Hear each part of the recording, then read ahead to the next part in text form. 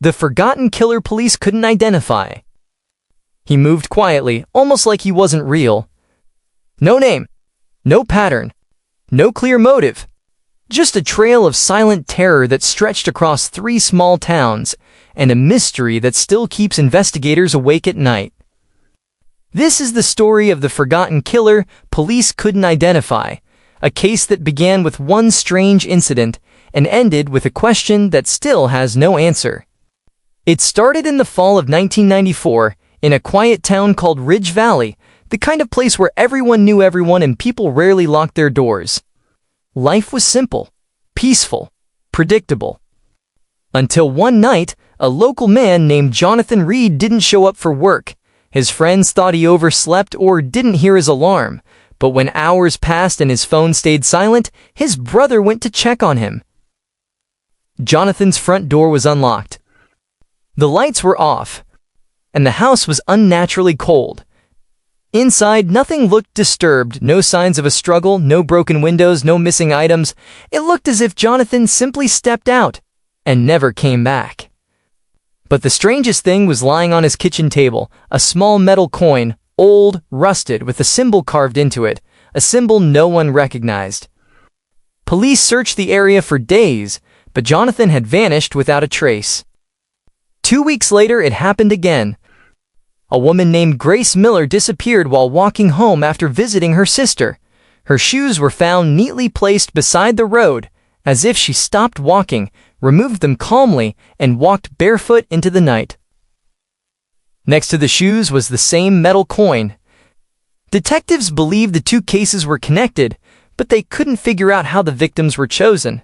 They were opposite in age, lifestyle, routine. Nothing matched. And there were still no witnesses, no footage, nothing suspicious. By December, fear began spreading across Ridge Valley.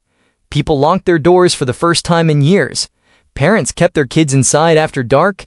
Police launched patrols every night. But the killer moved like a shadow, always unseen, always silent. Then the case took an even stranger turn. A truck driver passing through a nearby town spotted a man walking along the highway at 3 a.m.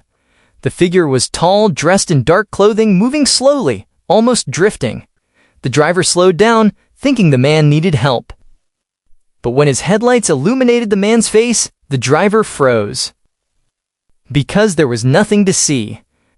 The man's face was hidden by a hood, but there was something off, like the darkness around his head was too thick, too deep, swallowing the light instead of reflecting it.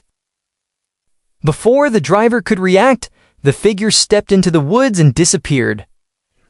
When officers searched the area the next morning, they found footprints leading straight into the forest, but stopping halfway, as if the man simply dissolved into the air. And yes, beside those fading footprints was another metal coin. Over the next year, 3 more people went missing across 3 different towns. All normal days, all ordinary moments, all followed by those same coins with the carved symbol. The FBI was brought in. Specialists studied the coins. Historians searched archives. Detectives created timelines, charts, maps, everything. But nothing connected. There was no motive, no ransom, no threats, and no pattern in who was taken. It was as if the killer existed outside logic, outside reason, choosing people the way a shadow chooses where to fall. Some locals came up with theories. They said the killer was a former soldier trained to vanish. Others said he was a drifter who studied his victims for months. And some whispered that he was not human at all, a presence that only appeared when darkness was deep enough for him to hide inside it. By late 1995, the disappearances stopped just as suddenly as they had begun. No new victims, no sightings, no coins. It was like the killer simply ended his work and walked away from history. The case was archived. Files were stored. Officers retired. And the story faded. Today, people barely remember the forgotten killer, the one police could never identify. But some investigators still talk about the case in quiet, private conversations.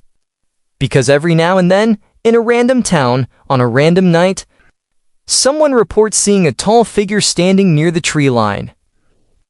Not moving, not speaking, just watching. And sometimes lying in the grass nearby, they find a rusted metal coin with that same carved symbol, a reminder that the forgotten killer might still be walking among us.